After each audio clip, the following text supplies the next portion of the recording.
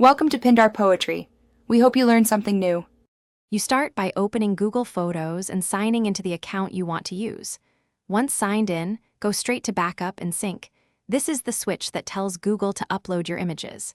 Make sure you select the device folders or desktop folders you intend to include because only chosen folders will transfer. Also, confirm whether you want high-quality or original files. This affects storage.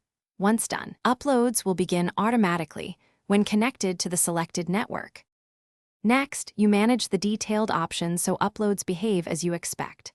Choose upload size, high-quality save space while original uses your Google storage quota. Set this deliberately.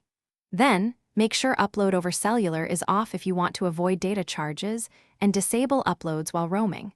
You can also create albums or enable face grouping in advance to keep things organized. This helps faster sorting once files finish. After adjusting, Google Photos will queue and upload items sequentially. To finish, watch the upload progress in the app or via the web interface until it shows complete. If some items fail, pause then resume Backup and Sync, or restart the app and retry. This often clears transient errors. Make sure you check your Google storage quota. Original uploads can quickly exhaust space, so free up or purchase more if needed.